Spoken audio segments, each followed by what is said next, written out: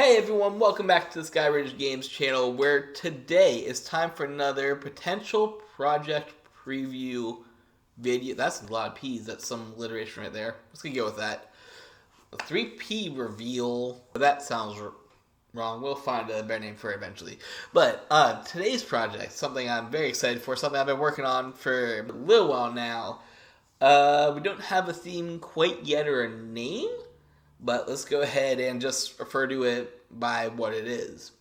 A deck destroyer game.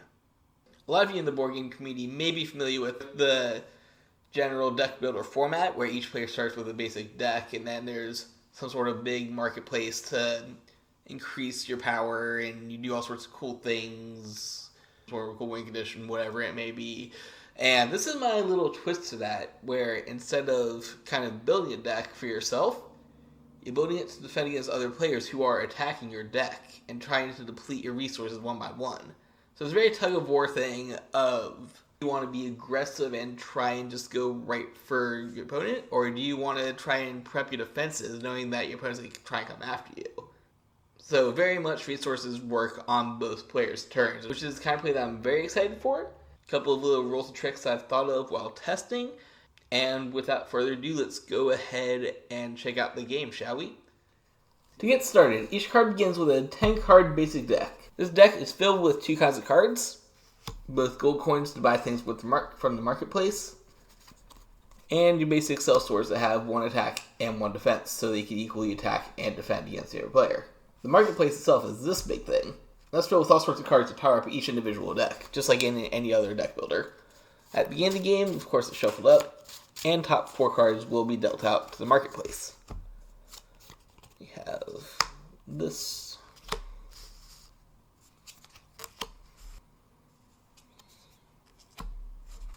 Once both players are shuffled up and ready to go, they roll 2d6 to decide who goes first. Now, in most games, you simply try to roll for a high or low number just to see who will go first and second. However, in this game, these 6 different pips also represent 6 different jobs, which I'll talk about now. So the 1 pip is the vendor, which gives you 1 extra buy power. This is basically 1 gold for free every turn. For 2, you get a builder. This has the ability to regain 1 of your 20 health every single turn. You can never go above 20, but at any point during your turn, you can discard 2 to recover 1. For 3, you have a new kind of sellsword. This one discards 1 to deal 2 once a turn. The 4 lets you draw a card. This is great because every turn you draw to 5, so you automatically go up to 6, which gives you more options. For 5, that's your tank. That kind of is the reverse of a sellsword, where you can discard a card to block 2 damage a turn. This is great to play if you want to be a defensive player. Finally, for 6, you have the spy. This lets you flip 1 extra card and mark it every single turn. This gives you more options of what to buy, and you can easily fill over your other cards. So let's go ahead and roll to get started. These do tie, so let's go ahead and re-roll. So we have 1 to 6 for 7. Stop, roll off the table, please. A 4 and a 6. Alright, so Playview will go first. Now, they have the option to choose between one of these 2 numbers for the starting job. So right now, both of them have access to spy. However, player 1 has rolled a 1, which gives them the ability to have 1 extra buy power every turn, whereas the 4 gives you an extra draw. Let's go ahead. We're just going to take out the spies for now because they both rolled the same thing. And we'll say that player 2 is choosing to have an extra draw power, but player 1 has extra buy power. Out of the way, let's go ahead and start off with a simple game. So to begin, every turn you draw up to 5 cards. You will always have 5 cards in your hand at the beginning of your turn, no matter what. Player drew into 2 gold, sellsword, and 2 more gold for a total of 4 gold and 1 attack. Go ahead and look at the marketplace and see what you can buy. Every single card has up to 3 different abilities. The first is this number up here in the corner, which is how much it costs to buy the card. After that, you'll have either an ability or some stats. Abilities will be anything that activate when placed. For example, this reset here says that when you play it, you shuffle your discard into your deck. This is super useful to prevent you from taking mill damage. However, if you look for stats, you might want something like this Crumbling Wall, which starts with 0 attack and 2 defense. Attack can be used on your turn to try and deal damage to your opponent. The defense number, on the other hand, is something you do on your opponent's turn. So when your opponent tries to attack you, you can play cards from your hand and try to block that damage. Any excess damage that is not blocked will go through to your opponent. However, you see that this card also has a second ability underneath its stats. Some cards have abilities that activate when they're milled, because the main way to deal damage in this game is to mill your cards out of your opponent's deck. So for example, this Crumbling Wall here says that when it's milled, you also mill one from your target opponent. This means that if this happens to get milled by your opponent's attack, you can mill them right back. Super good card. Let's go ahead and pick that up. So it's going to cost us 2 gold. And whenever you spend anything, it sits over here until it resolves. So you pick up the Crumbling Wall. In most deck builder games, you'll see a card go to the bottom deck or drop zone or something so you can use it later. However, we're very active in this. Cards you buy go right on top of your deck, so they're ready to use immediately. Now that that's resolved, this goes to your graveyard. With the 2 gold that they have left in their hand, they can't really buy anything. However, let's not rule out their job. With their vendor, they have 1 extra buy power every turn. This kicks them up to 3 buy power that they have left. So for 3, they can either buy this Discovery card or resets. I think that since we're already going with traps, let's go with the Discovery card. Let's see if you draw 2 cards, or if it happens to be milled, you can draw 1 anyways. This is a great card that lets you draw both on your turn or your opponent's. Let's resolve. All that we have left is our 1 Sellsword. Now, we could use this now. Since the opponent hasn't drawn anything yet, they have no way of guarding.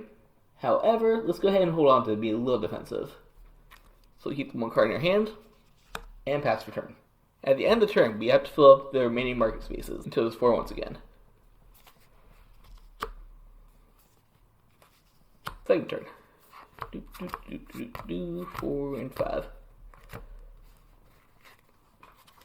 Alright, so player B is going to start off with 3 gold and 2 Sellsword. Nice little mix. Now, let's not forget that we have our job ability, but we might want to save that for later once we buy a card.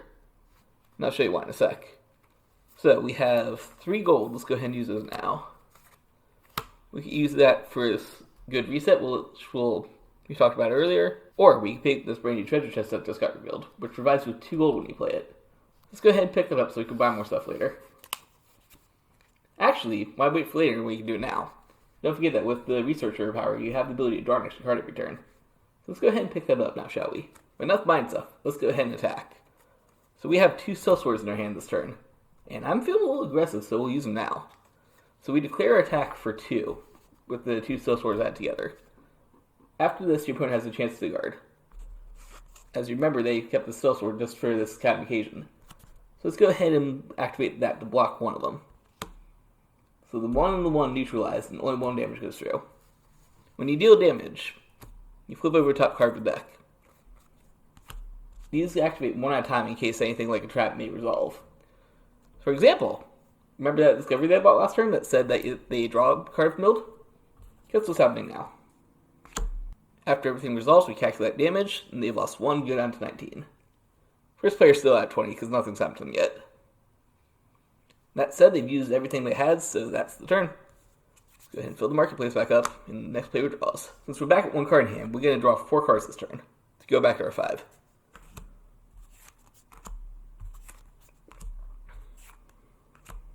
Looks like we picked up that Crumbling Wall from last turn. In addition to that, they have a couple of attackers and a couple of gold. So a little bit of mix. Let's go ahead and use our 2 gold in addition to our job buy power to pick up that reset. That costs us 3. We're in top of the deck, and it's time to battle. We're definitely going to keep this Crumbling Wall in hand, but I think that we should pay him back a little bit. So with our 2 Sellswords and Crumbling Wall, I think we'll hold on to the Crumbling Wall for now, because that can't really deal any damage, but the tube does block a lot. Let's go ahead and pay him back the 2 damage for 2. Your opponent has nothing to guard with, because they only have the treasure chest, so they're going to take 2 damage right here. First, gold chest, nothing happens. Take 1 damage, go to 19. And second, another go coin. It's an unfortunate strike for 2, and they lost a couple of buy power for next turn, which could be huge. After that, cards resolve and turn ends. Let's refill the market. Right, player 2 starts with this 1 card in hand, so they're also going to draw 4. 1, 2, 3. There's no more deck. When a player decks out, they have to do a refresh To do this, they take everything that's currently in their drop zone and shuffle it back up to make the deck again. However, this refresh comes at cost of 1 life, and top card of the deck getting milled. This is kind of cool because it activates your mill effects, but it also sucks because you're sacrificing your resources in order to get them back. So I'll shuffle it up, we'll take our mill, and we'll draw 1 more card to get back up to 5. We have a treasure chest, 1, 2, gold, 3 gold coins, and a sellsword. We know that they have that crumbling wall in hand because they saw him put on top of their deck a couple turns ago. So it might not be the best to hold on to the sellsword. That definitely won't break through there too. Let's go ahead and keep it for now. That said, we have a grand total of 5 buy power this turn, which brings up one of our last points in this little demo. Remember the jobs that we keep on going back to? There's a couple different ways to change these. First of all, if you don't want your job anymore, you sacrifice it to gain 3 gold. So I can easily ditch my ability to draw cards and gain 3 gold off it. However, if you want a new job to gain even more benefits, all you gotta do is pay a nice little ransom of 5 gold. Seeing that we might need to be a little aggressive right now, let's go ahead and pick up the sellsword ability that lets us once a turn discard 1 card to deal 2 damage. So we'll go ahead and pay our 5, and that is job number 3 has been added to our arsenal. That said, we don't have many resources left, so we'll activate our other job first to draw a card. Just a gold, that won't do anything. But we go ahead and ditch that for our ability. So let's go ahead and do that. You go out this turn, discarding this for our job, and also attacking for 1. Whenever you declare a battle, you have 1 attack return, so you can lay it all on the line at the same time. Since you're attacking for 3, let's go ahead and block a couple of that with our 2 damage crumbling wall. So now they only take 1. Damage check. Reset. Unfortunately, this is not a triggered ability, so it just goes to your drop zone like normal. That ends the turn. Draw 1. You're all out of deck. Let's go ahead and reset. It costs 1 life to reset, and 1 card is milled. Nothing useful, unfortunately. 1, 2, 3, 4. This turn we drew into our discovery looks just a straw tail. Gives us even more cards to this pair with in hand. This is great to help defend with or for more buy power later. At the cost of 3 gold, we'll go ahead and pick up the merchant. This card that not only has attack defense, but also a buy power, which makes it really useful. Then they'll just go ahead and deal 1 damage with the sellsword, knowing that they have nothing in hand. Damage, gold coin, unfortunate. Sellsword resolves. Player keeps a 2 card in hand for later and decides to end. You in the market and moving to the next player's turn. The game moves back and forth like this until 1 player has gone down to 0 life. So that was my deck destroyer game, and once again, definitely in the early phases, but I mean, I've done a lot of testing, I've adjusted the rules quite a bit, and done plenty of solo testing. Would love to bring this to my local game group soon to start testing with them. Right now, we are looking at this as a 2-player game. However, I would like to try and increase this to at least a 4-player round table once I can think of some more cards to put into our lovely little marketplace deck right here. Right now it's sitting at about 30 cards. I do want to get this up to about 50 before I do some more serious testing, and I need to figure out a good size for it for 4-player play if it comes to that.